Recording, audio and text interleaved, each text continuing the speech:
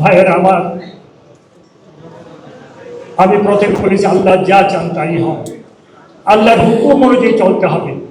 কোরআনুল কারীম প্রতিযোগিতার মাধ্যমে, তেলাওয়াত প্রতিযোগিতার মাধ্যমে সীমাবদ্ধ থাকলেই চলবে না।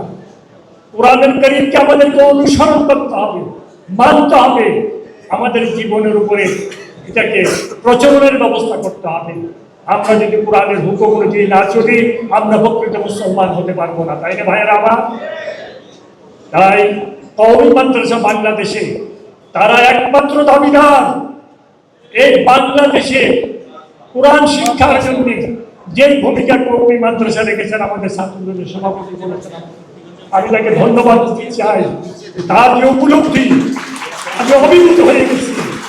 কওমি মাদ্রাসাকে সুসংগঠিত করতে হবে, তাদেরকে সাহায্য করতে হবে, যাতে ভবিষ্যতে এই কওমি মাদ্রাসা ছাড়া বাংলাদেশে কোরআনের আলো ছড়াই দিতে পারে, তাই না ভাইয়েরা?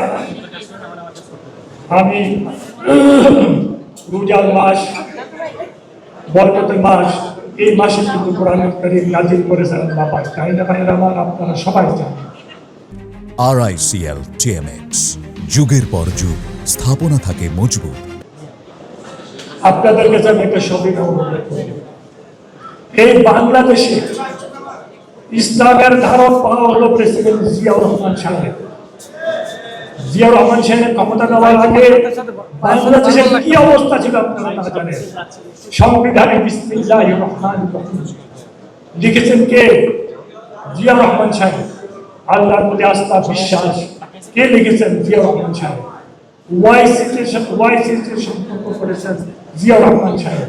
মধ্যপ্রাচ্যের সাথে সুসম্পর্ক করেছেন জিয়াউর রহমান সাহেব। এই সুসম্পর্ককে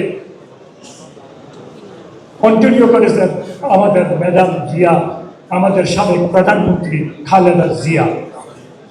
খালেদা জিয়া আলেমদের প্রতি ওনার এমন একটা সম্পর্ক ছিল, আমার সাথে অনেকবার কথা হয়েছে আলেমদের। উনি 2009 সালে বাংলাদেশের প্রখ্যাত আলেমদেরকে রোজার মাসে হাদিয়া পাঠিয়েছিলেন সারা বাংলাদেশে। নামাজের মশলা, খাজুর এবং আতর সারা বাংলাদেশের প্রখ্যাত আলেমদেরকে পাঠিয়েছিলেন। উনি আলেমদেরকে মূল্যায়ন করেছেন।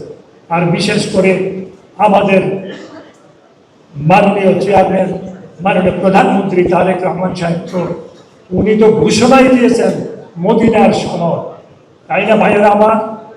আপনাদের কাছে আমার সবই অনুরোধ থাকবে, তারেক রহমান সাহেবের জন্য আপনারা 2 রাকাত নফল নামাজ পড়ে আল্লাহর কাছে দোয়া করবেন, আল্লাহ পাক যেন ওনাকে হেফাজত করেন। কারণ ওনার বিরুদ্ধে ইসলামের দুশমনেরা প্রচুর ষড়যন্ত্র করতেছে, যাতে করে উনি কোনো ভালো কাজ না করতে পারে। এই জন্য আপনাদেরকে বেশি বেশি দোয়া করতে হবে ওনার জন্য।